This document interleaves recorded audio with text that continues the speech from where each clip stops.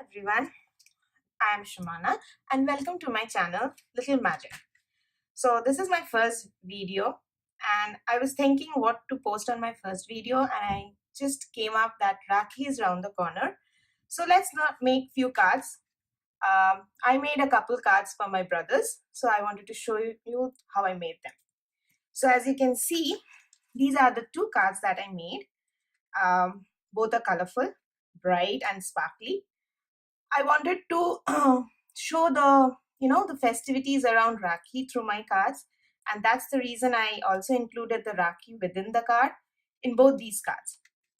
So, first card. For this card, I used the MFT Die-namics gift box. It's basically the steel frame which we pass through a big shot, and you get a die cut image like this. So this is what I used for my first card using the MFT Die-namics of gift box. Let me know if you want a tutorial to show how I cut these pieces using my big shot. So this is the first piece. Second, I used cardstock. I have got this book of different pattern papers. I got this from Walmart, but you can get this from anywhere, any pattern paper of any shop. Or if you don't get cardstock, we can use any gift papers like wrapping papers which have prints. All I want here is a good flowery or vibrant print so that our card background has a vibrant color to it. The second thing is these sequins. So these are what I got from Pretty Pink Posh. I have a box of Pretty Pink Posh sequins of different colors. So this is what I used in the background. Okay, Rakhi, which is easily available in India. Here I got it from an Indian store. And these are images which I have hand drawn. You can use stamps if you have. I did not have any stamps, so I had hand drawn it on a watercolor paper, and I used a Zig watercolor to paint it. So I prefer watercolor because it helps me blend. I'm not good at shading, so watercolor helps me get the colors that I want. So if you want to see how I colored the diyas and okay, this is it. So these are the diyas that I first drew on a watercolor sheet, and then I painted, and then I fussy cutted it. You can have the size as you want. Since I had hand drawn, if you are using stamp, it will be of a particular size. And next is Rakhi, as I said, the washi. This is just a golden washi tape. And for the sentiments, I used clearly besotted stamp. This is the sentiment that I used, best wishes. I did not have anything specific to Rakhi like happy Rakhi or something. So I again used the alphabet Die-namics from MFT, my favorite things, to cut out these letters for Rakhi and use this as a tag. Now we have all the supplies, I guess. How did we assemble it? I used a A2 size base note card. As you can see, this is just a blank white A2 size card. It's of a size of 4 1/4 and 5 1/2. So of the same size, almost, like I left a quarter less, I cut this background cardstock of size 4 and 5 1/4. So that's how, which goes at the base of the card.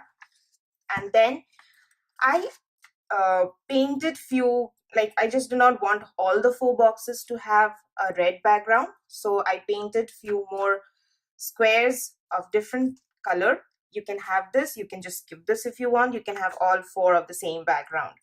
So the next layer went in with those 4 boxes, and then I just placed this on top of that card. So this, once cut into 4 and 5 1/2, will look like this, and then I have placed this on this. Okay, so the next thing is, you can see something sparkly here. So I have put a acetate or a plastic sheet. This is usually the technique used for shaker cards, but I did not want to make this card a little thick. I wanted to have this, you know, as flat as possible since I would be mailing them. So I just placed a thin acetate to make it look like a window, like this, you know. If you want, you can just attach the acetate and put some foam tape over here and make it a shaker card. So this is how it goes. Next, for the Rakhi, I just cut 2 holes on both sides and place the Rakhi. And then the diyas, as I used foam tapes.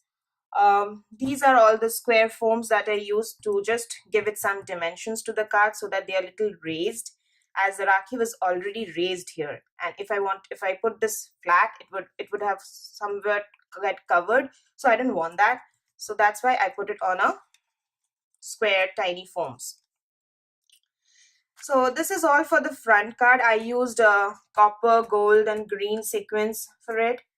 And yeah, I was little confused how to put this sentiments. I wanted both of them top, but then the center was looking a little empty. So I just wanted to put the washi in the center and then those tags. So if you want to see what are those dynamics that I've used, this is the my favorite things dynamics that I've used for cutting out this Rakhi word. So that's all for the front of the card. And yes, these created a blank, so I just, you know, matted that with the same cardstock I used for the window so that it has a purple background matching the window. Okay, so to the inside, I used the same sentiments, sending love and best wishes, and is again cut from another stack. This is again what I've got from Walmart. This is a glitter stack I have. So I use the same letters die cut. Sorry, not the same. It's a different one. Yeah, this is the one, same from my favorite things. And I die cutted these letters and just assembled them together and have put one sweet plate. Since sweet and diyas are what, you know, which is very common for Rakhi. The Rakhi word is again die cut. This is simply the same die cuts. It's just the inner portion that I've used inside. So I just saved those inner parts and made a Rakhi. So that's all for my first card. And I just wanted to show you how I created, what are the things I used. Let me know if this is helpful or you want me to make a card video while I'm making it, and that would be helpful for you to, you know, reciprocate this or make a similar card which of this kind card that I made. This is pretty simple. This just has a colorful background with these die cut letters on it and the sentiment inside. So for the background, I used an embossing folder. I passed this through my Big Shot machine and I got this on a white sheet of cardstock.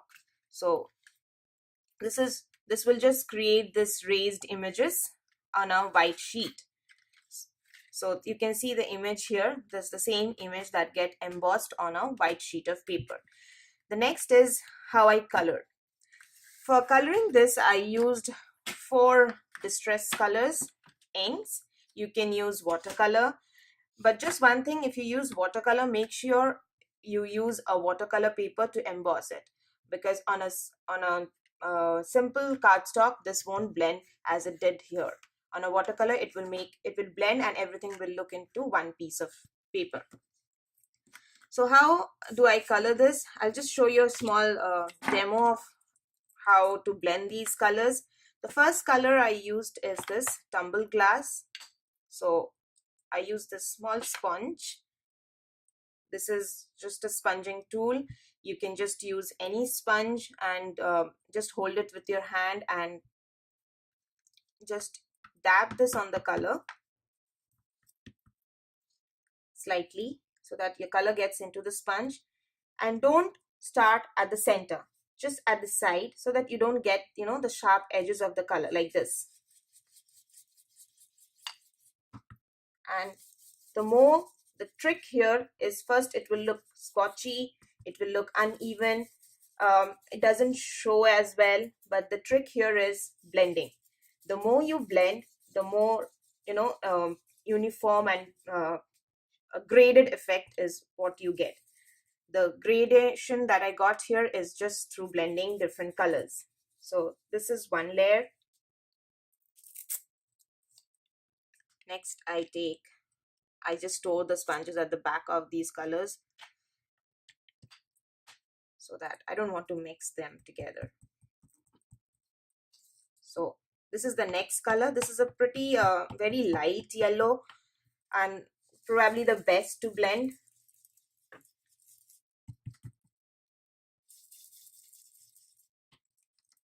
So I always prefer to start from the edges.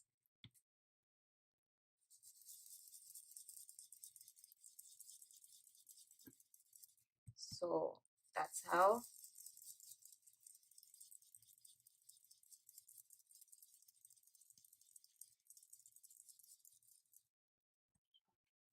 So I go back with the blue again because I want to blend this a little more.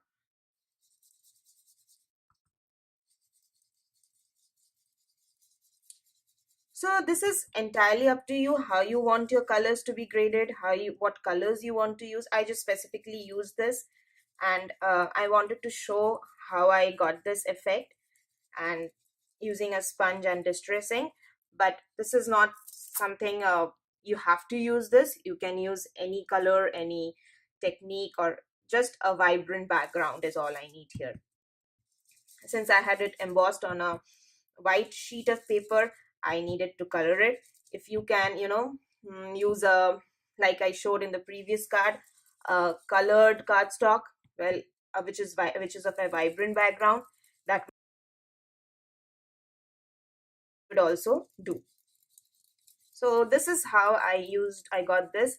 Now when I leave this to dry, it will more like, it will get a more graded effect. Like you can still see, you know, the colors mixing into it as it dries. Since these are all distressing, it is similar to watercolor, sorry, but with as it dries, it gets more, the colors mixes well to it within each other. That's it. The next color that I used is sponge sugar. So the same technique, dab it, start with the edges. This is a very light color, so it might not show, you know.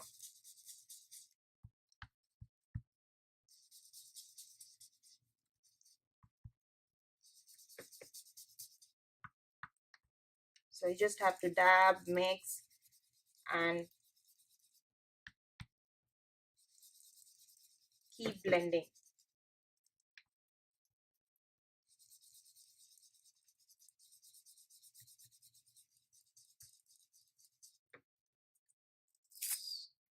And just one thing, I did this mistake here.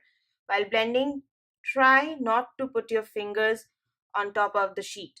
If you have to, like, to hold it, use a blank sheet of paper and then hold it with that. Because, or just use the sponge and hold it with this, because if you put your fingers here, it will take the mark. These are all you know, as I said, it needs to dry, so these colors will just take your fingerprints and make it a mark like it did here. So that's all, just a little trick that I have learned while doing these colors. And the final color is abundant coral. This is since, you know, I did not know initially that this color is very light, so I wanted a little deep color, so that's why I use this.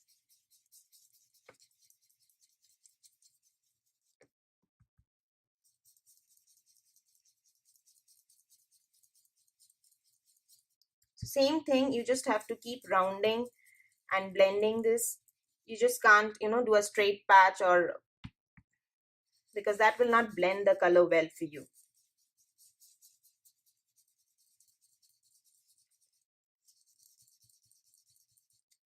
like I have a like kind of an edge here which shows that the color has come. So just to blend that, I'll use the yellow again. So keep blending till you get anything like the desired effect that you want. If you're not satisfied, it shows a little more of edge to your colors, keep blending with the other color and till you get exactly what you want. And just to note, every time you make, it will be different, because when you're blending, you blend it like I'm doing it in a freestyle, right? So this will never be same as this. So each time you will get a fresh mix of colors, which is interesting, because that's what I think handcraft things are special for, because each time you get something new.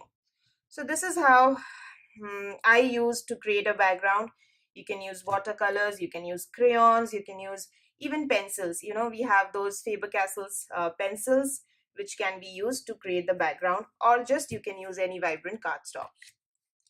So that's all for the background.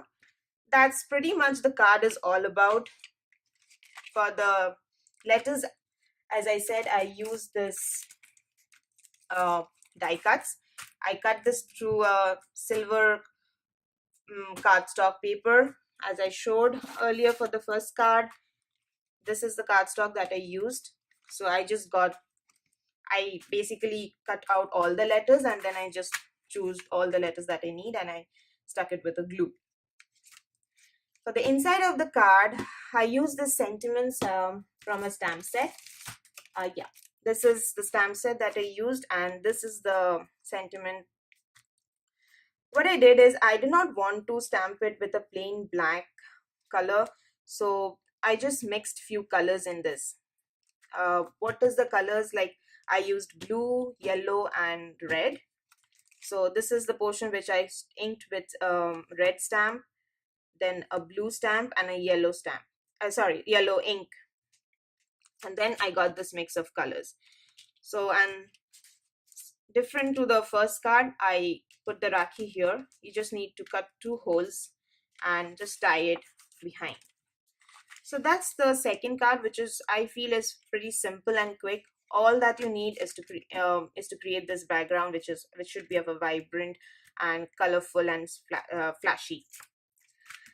Well, that's the 2 cards that I have for Rakhi. I hope those are easy, and if you have questions, do let me know. I can help. If anything is like you want more detailed information, I will list the supplies below from where I got them. But as I said, you can, you know, use anything that is similar to this. You just don't need to use specific things as this. I just want to share an idea how I created this cards. Thank you.